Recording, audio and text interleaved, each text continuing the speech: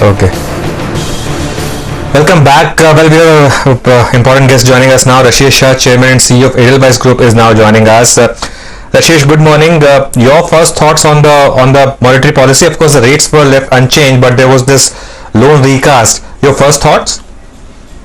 I think overall it's a good one because one of the things we are seeing that RBI is not only using interest rates. In the last few months, we have seen that RBI, along with interest rate, is also using liquidity. Now they're using a lot of other tools that are there to just make sure that the credit flow is smooth. There is no big crisis of credit in the economy.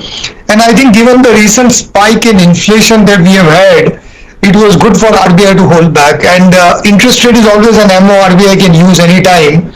But I think currently with the liquidity that we have, with the credit flow, the spreads also coming down, I think what is needed is now a long-term restructuring of the loans so that companies which have been affected, they don't get their credit scores and all getting impacted by this. So I think the restructuring will be a good thing to allow NBFCs, banks, as well as the borrowers to just create a long-term plan so that as the economy comes back, people can repay their dues. Good morning, Rashesh. Good to have you with us. And one of the reasons why I watched you is that I'm totally confused over the last 18 hours.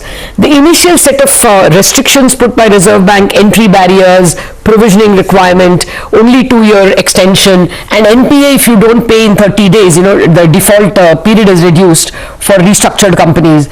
All that indicated that it's strict, but today a whole host of brokerages think that we are once again in this EDR opaqueness. But before I come to the specifics, it's not available for finance companies. Is that a disappointment? I mean, you're back to like moratorium. It was not available to finance companies, but your guys are going to ask you for restructuring. Yeah, I think it will come. I think RBI has set up the committee also under Mr. KV Kamath. So I think a lot of this will come out, I think, in the next couple of weeks. And I think a lot of this is needed by end of August because, as you know, the earlier moratorium ends on end of August. So I think if we can come out with the guidelines by the 3rd or 4th week of August, it will be useful. I do think that RBI will be careful to ensure that NBFCs are not disadvantaged. And even last time, as you saw, initially they said no moratorium, but eventually it has been offered by banks to quite a few NBFCs. So I think one minute, Rashesh. You are actually expecting that even your loans will be recast, NBFC loans. I think the idea is that RBI will allow it specific to borrowers. So if there are borrowers from categories of industries which have been impacted by COVID, those industries, there will be a slightly more liberal restructuring, or else there can be moratorium. So what we are expecting is either they will allow NBFCs and banks to give another moratorium, or you can do a restructuring, but you can do either of the two. You can't do both. Oh, so okay. So you are expecting that NBFCs also could get restructuring, and they were very clear: not available to finance companies, not available to government companies. Would you worry that once the loan is restructured, then the default period becomes 30 days before you become NPA? Is that a good filter? I think it's so, because when you restructure, you need to be very careful how you are restructuring it, because just doing artificial restructuring is not a good idea, because in the past RBI's experience has been just doing a arbitrary restructuring was only postponing the problem. So I think it's a good thing, I think, that once you restructure, the bar should be set higher, because now that you have restructured, you should be in you should have all the facts, all the cash flows and the models and all. You should try to not have too much uncertainty after this. So a 30-day bar is also good, and I think it will make everybody be careful about how they restructure, because if you're allowing restructuring, you just make sure people put the right amount of effort into that. So I don't see that as a huge problem. I think restructuring is required. I think a lot of borrowers will be unnecessarily disadvantaged, because see, for NBFCs and banks, it's just an NPA issue, but for the borrower, it's a credit rating issue. It's a credit history get impacted. So when a customer is forced to default because of the environment and the economy, because we can't do restructuring for him or for her, For us, it's only an NPA and a provisioning, but for the customer, it's a credit history that is tarred for a long time. And I think we need to make sure that people's credit rating and credit history is also protected, especially because of COVID, because COVID is such an unprecedented event that people should not be permanently handicapped because of this. On provisioning, Rasesh, what is your view? Because earlier there was no specific provisioning requirement except the NPV laws, and now banks have to make that additional 10 to 20% provisioning. How does that change the dynamics, and will all of these measures help prevent evergreening of loans, something that was a big concern earlier? Yeah, I think, see, we have to first accept that COVID has been a very unprecedented event. So, there has been a constant argument, is restructuring equal to evergreening? But I think restructuring, if it is done in a thoughtful way, especially for projects, companies which are viable, the underlying collateral is good. I think, like for example, home loans. If somebody has taken a home loan from you, as he or she has lost their job, they will find a job in a year's time, but then restructuring their home loan is a good idea to be able to do that. And anyway, you have the collateral of the house and other things. So where the collateral is there, where it's a temporary disruption because of the environment and the economy, I think restructuring will play a big role. But again, I think doing a thoughtful restructuring, getting it endorsed, getting the rating done, all of those will be important parts of that. So I think in the past, RBI has learned that there are good ways of doing restructuring and not good ways of doing restructuring. I think the Mr. KV Kamath committee report, when it comes out and they give these suggestions, I'm sure a lot of thought will go towards the not just provisioning but also how the restructuring will be done. Okay, particularly on MSMEs, I wanted some clarification, because restructuring of MSMEs was anyway allowed for loans which was standard as on 1st of Jan, subjected to implementation by 31st December 2020. But now that has been extended to 1st of March 2020 and 31st March 2021. How do you think that will change things? Because the big problem pocket really was MSMEs. Yes, actually, I'm actually happy that you raised it, because this has been an ask for a long time.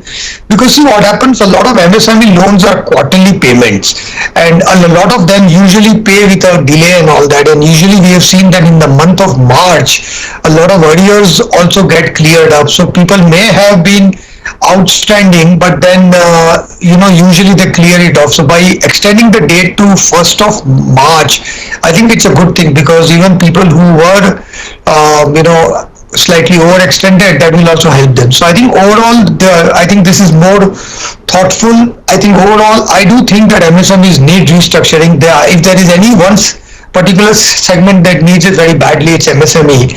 And I think a lot of MSMEs are anyway, the MSME loans are getting restructured. Along with the restructured loan, I think the 3 lakh crore Atmanirbhar emergency credit scheme is also a great scheme, because a lot of MSMEs are able to access that scheme from the banks, and as a result of that, they are able to meet their cash flows and maybe not need restructuring. So I think the good thing now is we have restructuring, we have moratorium, and we have the emergency credit line for MSMEs. And across these three, I would feel there will be a right answer available for every MSME issue that may be there. No, all that is fine, but ultimately a problem which repeatedly RBI people raise, I mean, the depositor's money is my tax-paid saving. It is not a national property. Airlines are in problem, depositor ka paisa hai na. MSME has a problem, depositor ka paisa hai na. It is not national property. It's my personal deposit after I have paid taxes. So this attitude still is going to create a lot of problems for us down the line, is a widespread opinion in RBI, let me tell you, Rasesh. And I don't think they are in a mood to give it to finance companies. They do not want restructuring to be available. I mean, that is the feeling I got from them, and they were pretty miffed that, all national problems cannot go to the tax-paid savings of citizens. You take taxes, yes. Can I say a couple of things? Yes. I think one is this kind of restructuring and this kind of leeway banks have been giving in a lot of other countries also, where there are no government-owned banks, including US. this. Even after 2008 crisis, there was a law passed allowing home loans to be restructured so people don't lose their homes. So I think first is, given the impact of COVID, given the kind of disruption that has been there, we have to be a lot more empathetic to the reality rather than have this argument about depositors' money. The second point, more importantly, it is actually more the shareholders' money that is at risk, not the depositors' money, because the shareholder money gets eroded much faster. In India, if you look at the last 20-30 years, a lot of shareholders of banks may have lost money because the banks did bad credit loans. Very few depositors have eventually lost money. We might have a couple of cooperative banks here and there, but on the whole, in PSU banks and even in private sector banks, depositors have not lost money. So you are not putting the depositors' money at stake. I think you are putting the shareholder money at risk if at all there is bad credit. Rasesh, shareholder money in a bank is very little. Most of it is depositors, and they pay by getting very little return on their interest. And of course, better borrowers are also impacted because banks have to charge them higher since they have to provide for other loans. Okay, that's a larger debate. Let's keep that for another day when we have a chat. I just wanted to ask you, if the finance companies are not allowed to recast, how would you find Edelweiss itself? Your borrowers will ask you to recast. Will there be an ALM mismatch that you see? So, as we said, I think a lot of MSMEs as well as the retail loans and all, I think the moratorium has anyway helped, because even in moratorium from April, May, June, the number of customers opting for moratorium has come down. So we are finding that in MSME and retail, there may not be a lot of need for this, and whatever is there, I think under the other schemes and all, there is a lot of room available. The restructuring is more for the wholesale, but you should also remember that NBFCs follow Ind AS guideline, which are not provisioning linked, because in Ind AS, even if it's a restructured asset, but if you think there is an underlying impairment, you anyway have to take that. And as you saw in last quarter, we have taken a fairly large impairment on our wholesale book in anticipation of this. So I think once you have taken the impairment, then the restructuring becomes more an academic exercise rather than, because we should remember that NBFCs don't follow NPAs anymore. They follow Ind AS and impairment and expected credit loss. So I think the key one to watch for NBFCs is what is the probability of default and what is a loss given default. And I think as these things enter our jargon, we'll understand that banks are following a different regime, which is the NPA regime, and NBFCs are following the expected credit loss regime under Ind AS. For your own case, for Edelweiss, what do you expect will be the amount of loans that will be recast? How much is eligible for recast and how much may you recast? We still haven't done that calculation. As I said, retail and wholesale, there is a lot of room available. But on that, as I said, the moratorium itself has been a good answer. And June and July, I think retail customers opting for retail moratorium from April, May to June, July have fallen by half. So we used to have about 42-43% customers in retail opting for moratorium. That is now down to 24 to 25%. So I think moratorium has given a lot of answer on that. On the wholesale side, I think there'll be some projects which may get affected if they are not allowed, especially real estate. But in our case, as I said, we have done a lot of asset sell downs and we have done a lot of impairment. So maybe about 5 to 10 projects are the ones my initial estimate would be, where if there is no restructuring available, we'll have to look for other answers. Okay, so what is the amount of liability maturing in 6 months and amount of liability that's maturing in 12 months for you? So in our ALM casting, we have already taken, moratorium itself has brought down the inflows and all. So if you look at Edelweiss in our NBFC, in the next 1 year, the total repayment we have to make is about 5,000 crore. We have cash on hand of more than 4,000 crores out there, and our inflows expected are about 3,500. We have a 1,500 to 2,000 crore gap in inflows because of COVID.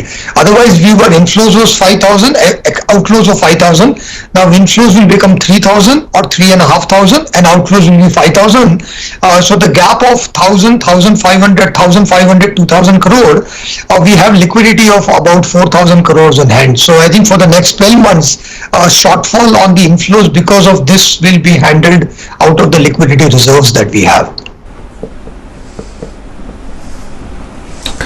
Okay, Rashesh, we'll leave it there today. Thanks a lot for joining us. That's a word from Edelweiss. Meanwhile, the pre-open has settled 13 points lower on the Nifty and about 22 points lower on the Bank Nifty. Of course, one of the stocks of the morning would be Vodafone Idea, but it's down only 4%, not more than that. On the index,